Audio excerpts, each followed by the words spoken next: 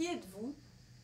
Alors, je suis Odolier dans la vie et à Avignon, je suis le petit chaperon rouge dans la pièce pour faire un bon petit chaperon.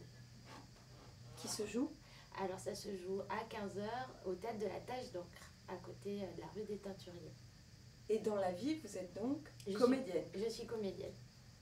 Que comédienne? Essentiellement comédienne, je joue sur plusieurs spectacles et j'ai aussi fait un peu de mise en scène il y a quelques temps. Pourquoi ce métier? Vous jouez devant des enfants? Peut-être qu'ils peuvent se demander pourquoi tout d'un coup des gens décident de jouer des personnages. Alors c'est assez rigolo cette question parce que justement l'envie que j'ai eue de faire ce métier, c'est que quand j'étais petite, ma maman m'avait amené voir un spectacle. C'était Andromaque, je me rappelle très bien, c'était aux Nuits de Fourvière à Lyon. Et j'ai eu un espèce d'électrochoc, ça a été quelque chose de très très très fort pour moi. C'est c'est un souvenir qui reste gravé dans ma mémoire. Et après j'avais vu les chariots de feu, exactement pas dans la même situation, c'était ma maman qui m'avait amenée.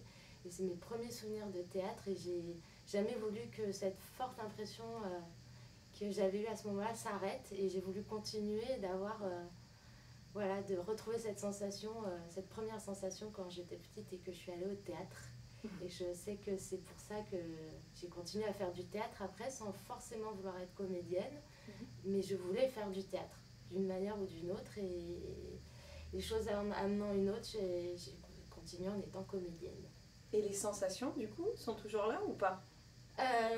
Des fois elles sont là, elles sont pas là, c'est surtout en tant que spectatrice, des fois j'ai des spectacles où j'ai des sensations très très fortes et donc ça me remet dans cette sensation de petite fille qui applaudit de toutes ses forces à la fin du spectacle. Il y a des spectacles que je me rappelle toujours encore maintenant, 15 ans après, et des fois aussi en tant que comédienne ça arrive et c'est assez magique. C'est des instants de grâce comme ça qui se produisent. Et sur les spectacles jeunes publics aussi, ça arrive beaucoup parce que les enfants donnent beaucoup, sont très généreux en tant que public et ça fait des émotions très très fortes. Moi, des fois, ça me fait des guillis quand je joue. Ah oui? Ouais. J'aime bien. C'est rigolo. Et du coup, vous avez fait les cours Florent, j'ai vu. C'est ça. En tant que provinciale, j'étais à Lyon. Et j'avais entendu une émission à la radio, j'avais entendu Audrey Tautou qui disait qu'elle avait fait un stage d'été au cours Florent. Et c'est comme ça que j'ai eu envie d'aller au cours Florent. J'ai fait un stage d'une semaine juste l'été. C'était mon cadeau pour mes 18 ans que je me suis payée moi-même. Et après ça, j'ai été prise à l'école et je suis rentrée en classe libre en promotion 26. Classe libre, je crois, c'est la classe qui est gratuite, c'est voilà, ça, sur concours. C'est ça. Et Avignon, du coup, pour vous, c'est quoi? C'est un rendez-vous? C'est un lieu, une ville où vous vous sentez bien? Est-ce que vous venez en dehors du festival ou que pour le festival? Alors, moi et ma famille est dans le sud, donc à Nîmes, donc c'est pas très loin, donc Avignon je connaissais déjà. Et pareil, pour moi, je viens beaucoup essentiellement au festival et mon premier festival, j'ai fait en tant que spectatrice quand j'étais au lycée. Donc quand j'ai commencé à être comédienne, c'était un grand rêve de venir faire le festival d'Avignon. Et aussi le off surtout, parce que mes premiers spectacles que j'ai vus au festival, c'était au off. Et donc 15 ans après, je suis là. Et c'est toujours le bonheur? Ah, c'est le 6e Avignon consécutif. Donc, wow.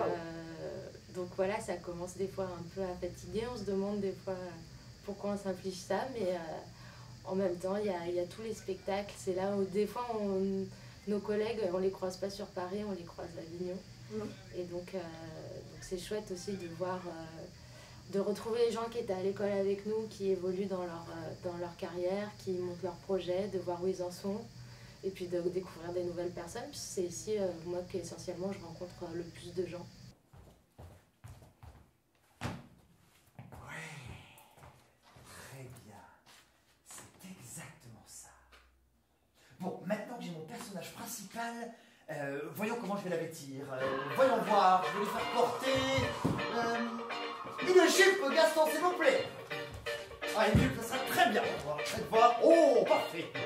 Alors, pour le bas, ce sera de petits souliers blancs, parfait, on reste comme ça. Pour la tête, maintenant, ce sera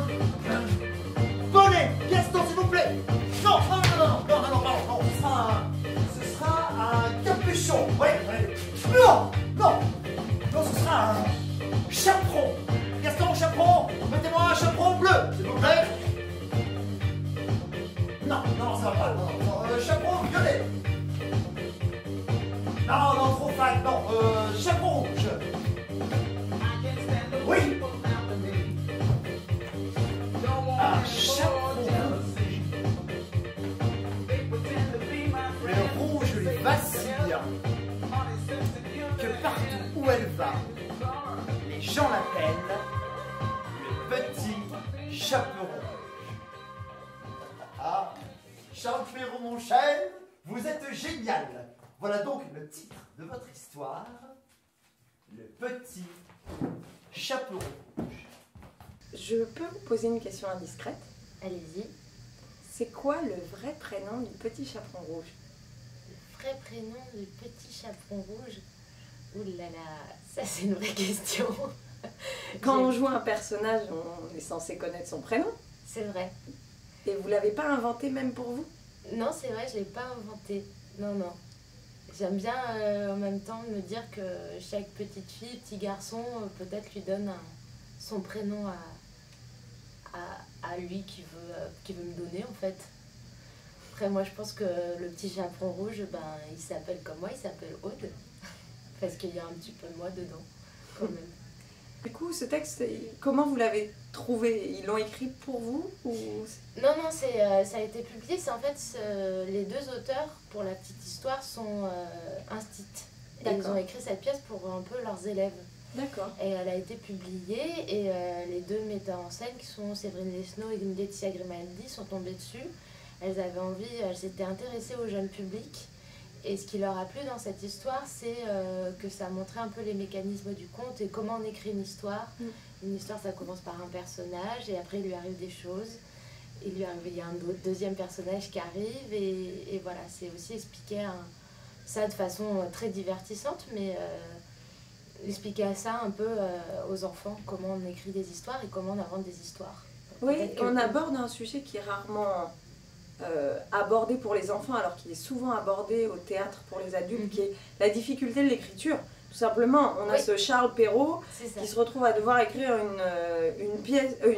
un conte pour sa nièce, et qui n'a aucune inspiration, et son anniversaire est le lendemain.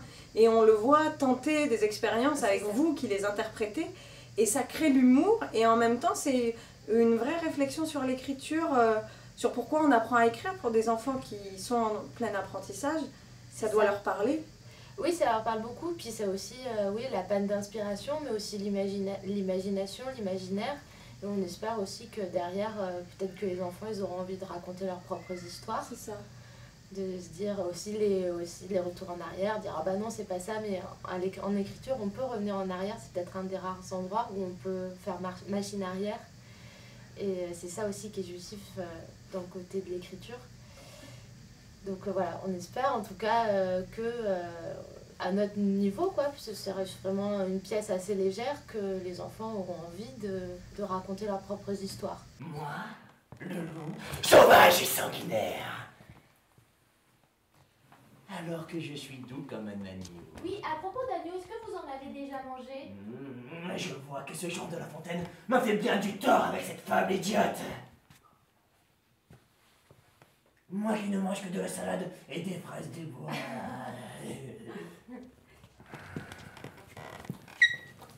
Où vas-tu, mon petit chaperon? J'ai l'impression de me répéter là. Je vais voir ma mère grand qui est malade. Je suppose que tu lui apportes cette galette et ce petit pot de beurre. Voilà. Je vais vous donner des mots. D'accord.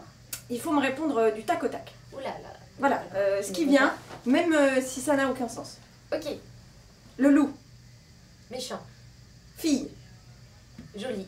Garçon. Méchant. Peur. Pas peur. Rire. Rigolo. Enfant.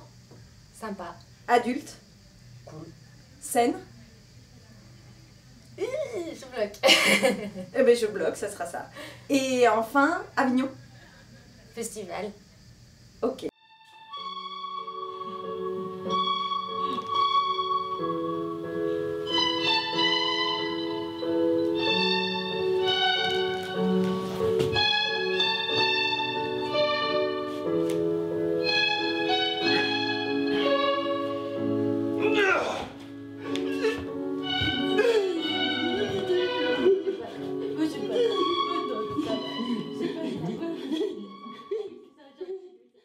Merci.